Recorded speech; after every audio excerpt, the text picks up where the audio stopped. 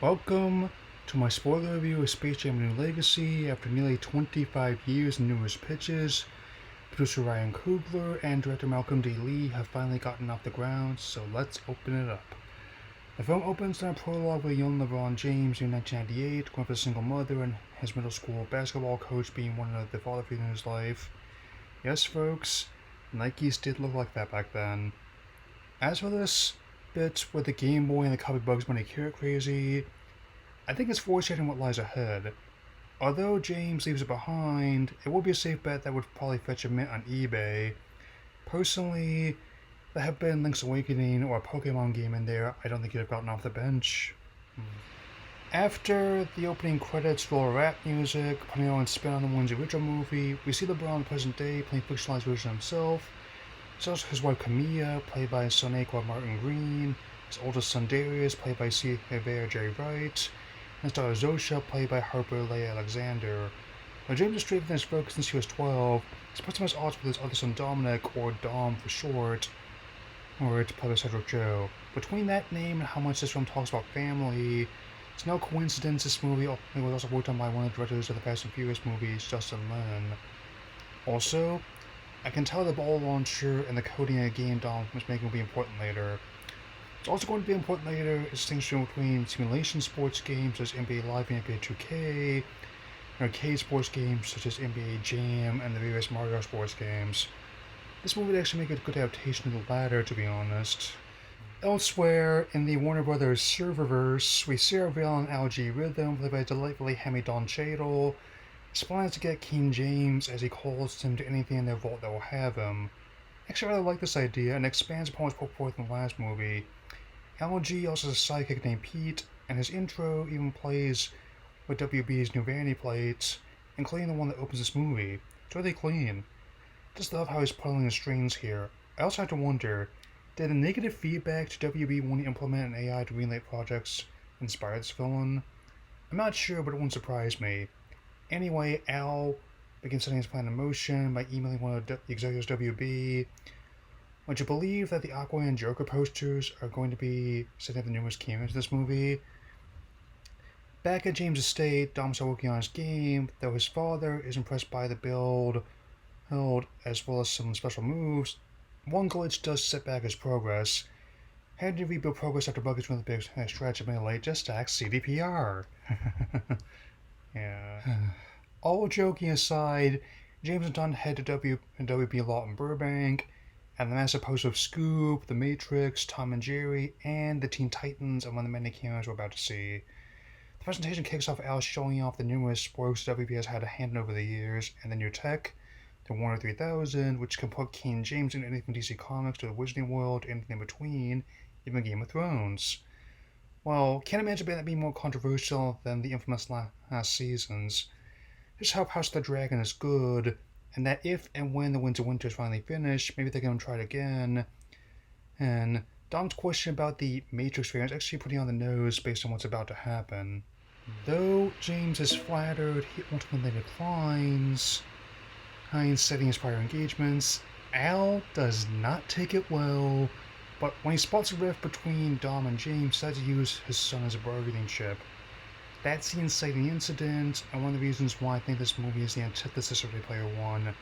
The main goal of James winning the game is to rescue and connect with his son, which is a much easier plot to parse than how convoluted that Easter egg hunt was.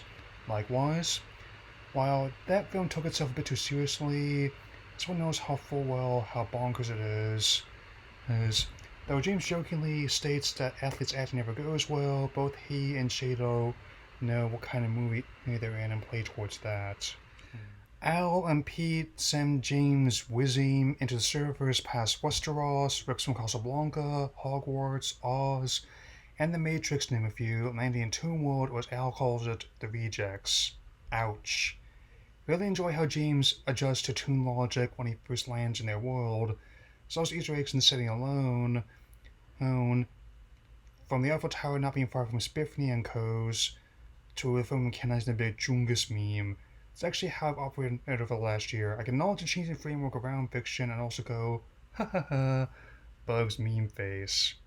Anyway, with just under 24 hours on the clock to put his team together, the movie flips the script on the original on the hull just a bit, with James asking the Tunes for help rather than them asking Jordan.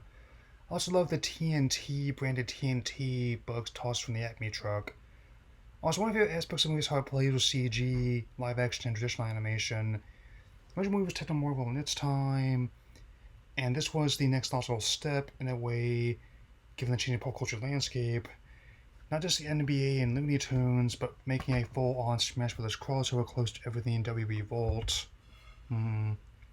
Bugs reveals how the other tunes were spread throughout the servers, and after getting left for more in the motion, they start searching throughout the vast catalog of characters to find them. Elsewhere, Alistair's apparently a Dom. I like how this plot shot of more in the motion UFO pans in like the Enterprise and Calvin movies.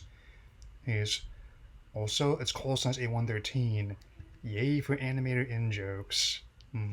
As Bugs searches to put the Toon Squad back together, James starts drafting his own picks, including Superman, the Monsterverse version of Kong, the Iron Giant, Batman, and Trinity, to name a few. The ship buzzes by Hogwarts. I do love James' reaction being a Hufflepuff. Their first stop is DC Comics, and it is a nice touch to have Metropolis on one side and Gotham on the other. Not only do I think James' reaction to Robin is hilarious, I just love how Porky Pig and Daffy and Stupid Duck Persona blend in with these AU versions of the Justice League. Side note, and we watching those shows for future videos, they've done a great job with remasters of them. Next, they find the Road and Wile E. Coyote and World of Mad Max, turning them into the War Boys. This is really not a stretch for me or others. After that, I find Elmer Fudd and Sylvester the Cat in the second Austin Powers personal favorite of the trilogy. I also like how they find Yosemite Sam Brooks from Casablanca. I mentioned this before, but in this current cinematic age, I do like when they play a color palette and aspect ratio. The Tasmanian Devil just smacks across the windshield of their ship after being buzzed with Rick and Morty, and Rick, even with all the crazy things he's done, says it's too extreme even for him. Once again, not a stretch. After picking Foghorn Leghorn off the back of Drogon, we come to what's probably one of my favorite elements of the film. Granny doing a best pushing of Trinity, you're finding a way to fresh spoofing the Matrix ahead of the upcoming fourth film. I was wondering how they deal with June 4's passing 2017, but Candy Milo has done a great job of putting her own spin on the character. Likewise, don't know if that standalone Speedy Gonzalez movie is still happening, but Gabriel Iglesias does a delightfully fluffy take on the character. Last, but definitely not least, is Lola Bunny, voiced by Zendaya, and Training with the Amazons, a Wonder Woman. I just love how they use the music in this scene. Yes, we can add her to the list of members who have been in both DC and Marvel adaptations. And same with Rosario Dawson, who was Diana here and was Daredevil in the Daredevil series Elektra. As they start getting ready with the clock still ticking, while someone's put on a redesign, I like how this version balances the eye candy from the last movie with a more humorous incarnation from the Looney Tunes show. I never thought I'd be living in a timeline where I'd be doing a serious analysis of a character, yet here we are. It does present an interesting case of Friends evolution no matter how I look at it. Back with Al, he definitely takes an interest in Dom's game and decides to make it work to his advantage. Not only fiddles with Dom's avatar, but decides to make his own alterations to the team. While the nerd look stole the NBA star's talent in the last movie, here Dom uses Dad's connections to the other NBA players to get reference points during a charity game. These include White Mamba, voiced by Diana Taurasi, Arachnica, voiced by Neka Agumike, White Fire, voiced by Clay Thompson, and The Brow, voiced by Anthony Davis. The brief clip of "Y'all ready for this" is also a nice touch. Under Al's orders, P starts assembling characters from throughout the serververse and from Earth. WB security and executives also try to reassure Mrs. James about her kids and LeBron, to no avail. She abandons Zenju, Discovery, and the Enterprise Village. You'll have to try better than that. With game time upon everyone, we get a glow up to the best visual effects $150 million combined, though everyone's still recognizably loony. I can best describe it as a take on 2.5D, where they're rendered in 3D but still behave like 2D characters in lighting, color, and motion habits. I wasn't sure what to think of their new uniforms at first, but they grew me with time. Though, I do still admit they look like they're taking design tips from Pepsi Man. A rumbling comes from the hills, and you might say the spectators of the WB version Everyone Is Here, the Iron Giant sitting courtside with Kong, a gaggle of Hanna-Barbera characters, a part of recent Hungarian Horntail, and 80s favorites such as the Gremlins and Thundercats name a few. Other standouts include The Mask, The Rose Gallery, the Burton Schumacher Batman films, and the War Boys of Mad Max. Has ones like Pennywise, Enemy Soldiers from 300, and most infamously the Druids of the Clockwork Orange. I suggest that it works on the same basic principle as the Pulp Fiction joke in the last movie. Just a little detail the Animaniacs chilling on top of the water tower too. Looking for the next season, the revival, and working on my nostalgic grave of the original. Well, Al brings in James' family along with a pair of commentators. Our straight man is Ernie Johnson, and our wild commentator is comedian and Little Al Howry. The spectators include everyone from firemen to flight attendants from Oceania Airlines, wonder how much they pay for that ad space, and even DJ Khaled. So, that's our stakes. James and the Toon Squad must win the game, otherwise he and his family will be trapped in a serververse and Looney Tunes will be wiped from existence.